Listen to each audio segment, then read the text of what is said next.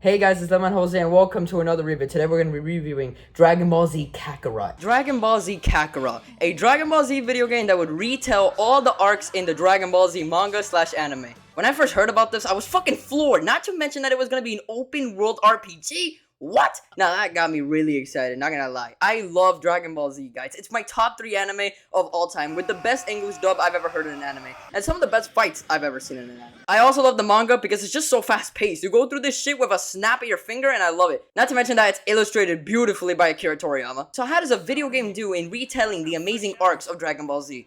Well, let's find out. Don't stop, we're in luck now. Don't stop, there's so much to be found. We can't find paradise. All we have to do is go, free your soul. Dragon Soul!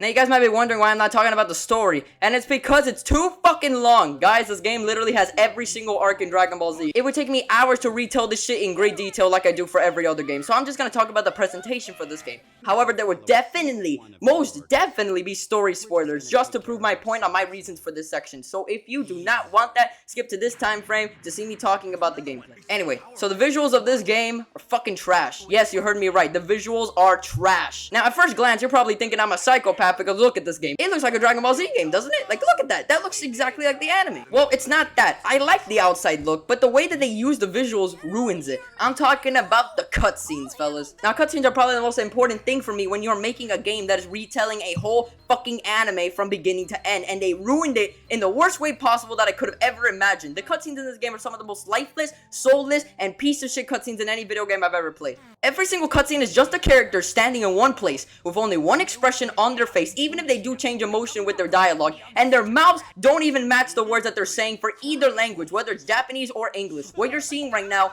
is every cutscene in the game. That kills my soul. Now, I probably hear you saying that this is good because these cutscenes are normal. They're not really important to the story, so they don't deserve to be animated. And to that I say, what the fuck are you talking about? They put literally zero effort into this cutscene. The camera doesn't even move cinematically. It just stays in one fucking place for the rest of the cutscene. Are you serious? Look at one of my favorite anime video games of all time, Naruto Shippuden Ultimate Ninja Storm 3. Look at the quote-unquote normal, unimportant cutscenes, and it's night and fucking day for how lazy Kakarot is in their cutscenes. There are even little animated bits in Naruto's cutscenes just to add more immersion into the story and the scene. It's fucking crazy how Kakarot is soulless compared to this one. Naruto Shippuden Ultimate Ninja Storm 3 has about 9 hours of cutscenes, and they all are just amazing as this. And even the quote-unquote important cutscenes that deserve to be animated in Dragon Ball Z Kakarot are sometimes just as bad as the normal cutscenes. Sometimes they feel so goddamn stilted and robotic and unnatural, but I will admit that there are awesome cutscenes in this game that actually impressed the fuck out of me. Piccolo's death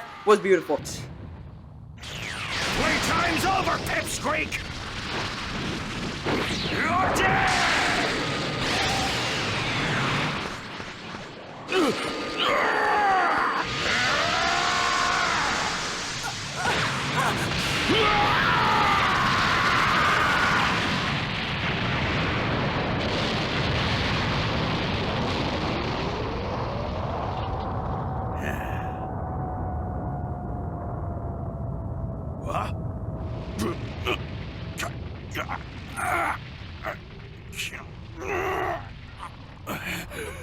Mr. Piccolo!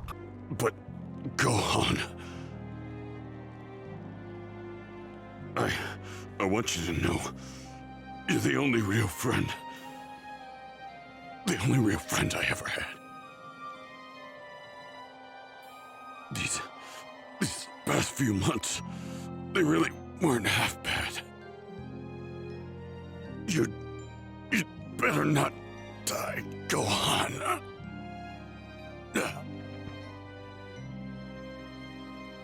Vegeta's sacrifice was the saddest shit I've ever seen, and I loved it. I haven't given you a single hug since the day you were born, have I? Huh? Come here, son. Dad?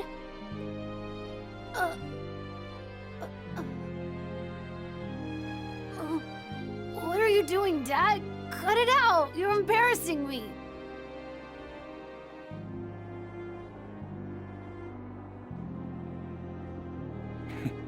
Take care, Trunks. Farewell,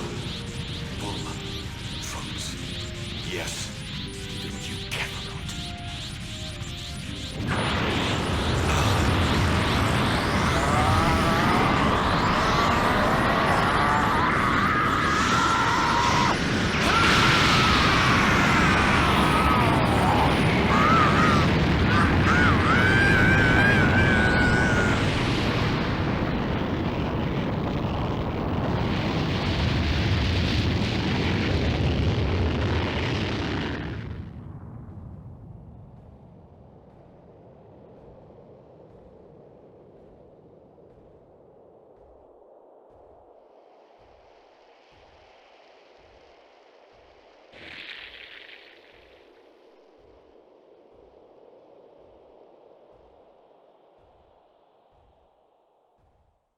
There are some unironically great cutscenes in this game, but they are few and far between. And for the Boo Saga, a saga that I really love, by the way, I skipped every single cutscene, even the important ones, because they bored the shit out of me. Not to mention that this game is so fucking censored that it boggles my mind. Can you believe that? There is a giant hole in Raditz and Goku's chest with no blood at all. No blood! At least Kai had a fucking bruise, but this game just has nothing. How an anime game is this censored in this day and age is fucking stupid to me. Now maybe, just maybe, I would be alright with this shit if the soundtrack and voice acting was great. But it's not, it's shit. This game has some of the worst voice acting I've ever heard in Dragon Ball Z history, guys. Even early Dragon Ball Z English dub, for both Ocean and Funimation, sound 100 times better than the shit that came out of Kakarot. Let me just show you this clip, this one clip, this really fucking stupid clip that made me laugh at how badly it was voiced. We should probably let Bulma in on everything that's happening, don't you think? Yeah, you're right. So, what does that mean I have to call her? Aw, man. What the fuck was that? It was like he was doing his first take and he was trying to figure out how to read his lines perfectly, and they just used that first take. Are you fucking serious? In the subtitles, that sentence had a comma, but he said it as if it had no comma. Are you fucking kidding me? Not to mention that the best moments of the Dragon Ball Z anime aren't voiced that well in this game, and the music does not match up with the scene either. It's absolutely ruined most of the time. For me, the only good actor in this whole game was Frieza of all characters. I hate you! I hate you! I love Frieza's voice actor. Rest in peace, Christopher Ayers. You literally embodied Frieza even in this game. Just look at how amazing this one scene is. He put his all into this shit. Please, have mercy.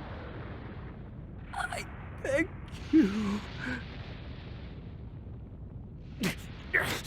How can you beg for mercy?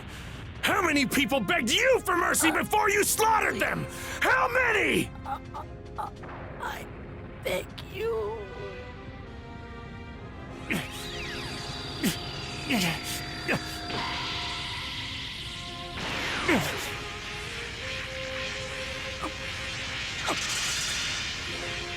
I've given you just a little bit of my energy. That's all you get. You're on your own.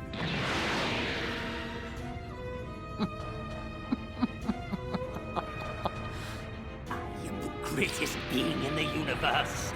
And that is why you must die by my hand!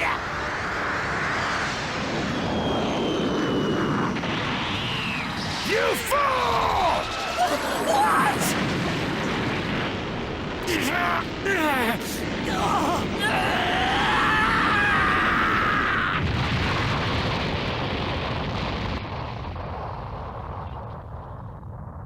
I haven't seen presentation this bad for a video game in forever, my boys. This is something you gotta see to believe, because it is hilarious how bad the presentation is. It was definitely a big fucking disappointment. Don't stop, we're in luck now. Don't stop, there's so much to be found.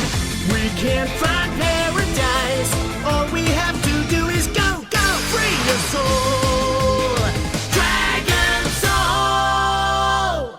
Kakarot's gameplay is some of the most repetitive bullshit I have ever played in a video game. This game pains me at how average and boring and repetitious this gameplay is. This is one of those games where I like the concept, but I hate the execution. Now, when you give me the concept, an open world RPG of the Dragon Ball universe, come on, that sounds like a dream. But in reality, this game is lying to you. This game is not open world at all. It is a literal fucking lie. That basically is false advertising. Instead of the game being like Red Dead Redemption 2 or Grand Theft Auto, where you can go anywhere you want with no loading screens to different areas or anything, and they give you multiple ways of traveling from place to place so you don't have to walk your ass over there, like, it's fun. But this game decides to do the pseudo open world style, where the map is subdivided into different areas, and the only way to get to them is to look at the world map and instantly go there. If you want to try to leave the area that you're in, it will just take you to the world map so you can pick your next location. That is not open world. That's just a bunch of locations on a map. Not to mention that the locations are empty as shit with no interesting flavor to them besides side quests. The open world is a literal joke because it's not open world at all. Then we got the RPG factor of this game. Now, yes, this game is definitely an RPG.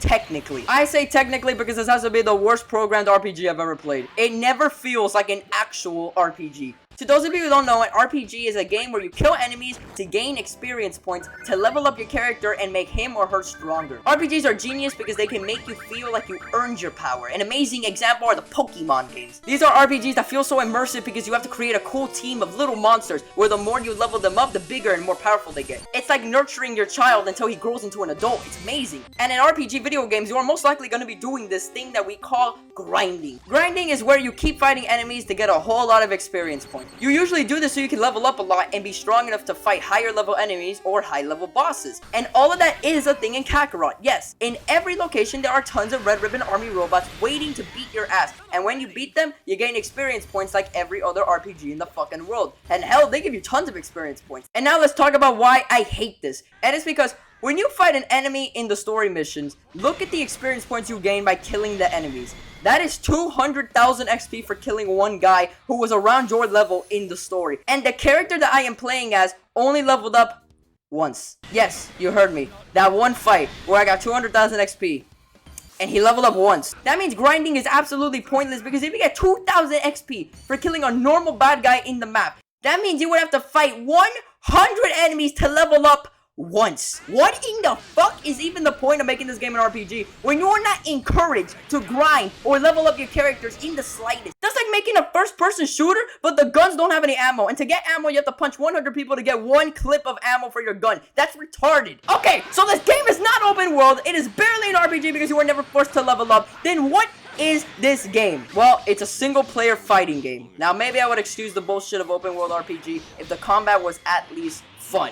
But the problem is that it is not fun. How on earth do you fuck up the combat in a fighting game? You see, on the outside when watching it, this game looks like a Dragon Ball Xenoverse game. It's a 3D arena fighter where the characters fly and beat each other up. But it is so different from Xenoverse that it's laughable. Now, what does every fighting game have? That's right, combos. Every single one of them in the universe has combos. And usually, every character in that specific fighting game has a different combo and different buttons to press to utilize the combos. But in this game, there is only one combo, and that is to mash the circle button until the combo ends. That's it, I swear to you. I wish I was joking when I said that literally every character in this game plays the exact same way. They have the same combo, and even their special moves are very similar in a lot of ways. There is seriously no fucking difference between a Kamehameha, a Gallic gun, and a special beam cannon. It's the same fucking thing. And not only that, but the enemies in this game are cheap pricks that use super armor. What is super armor? Well, it's when you're doing a combo on an enemy, and then in the middle of the combo, he suddenly has invincibility and can't be hurt, and he unleashes a super move that will fuck your shit up if you don't dodge. Blocking in this game sucks ass. Your best bet is just to dodge. You just mash the X button over and over until he's done, and then you mash circle on him again. This is every fight in the whole game. I was so fatigued and annoyed by this gameplay before I even finished the Saiyan Saga.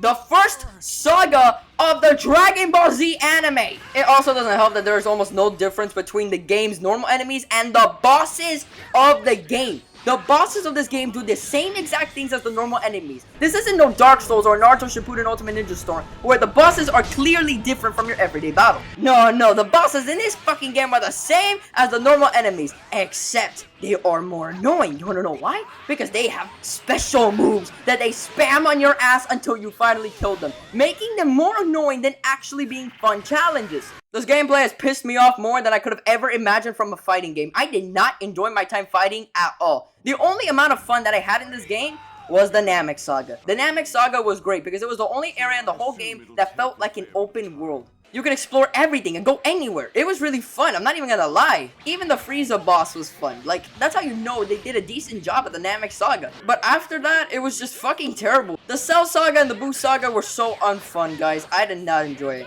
This gameplay sucked ass. Don't stop, we're in luck now. Don't stop, there's so much to be found. We can't find paradise. All we have to do is go, go, free your soul.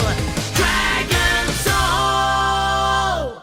This game is the biggest soulish cash grab I have ever played in my life. Every idea for the gameplay was the most half-baked shit I have ever seen. This game fails at being an open world game, and it fails at being an RPG, and the fighting is too tedious for me to enjoy it. So what does this game have? And even the presentation was so bad. It was lifeless. It made every cutscene feel unbearably boring. I wanted this game to be amazing, guys. I wanted this game to be the best Dragon Ball Z game, and maybe even the best anime game of all time. But it didn't live up to the hype, and it was a total waste of my fucking money. This game gets a 4 out of 10. It's terrible. Well, this game is fucking garbage, but hey, the next one might not be.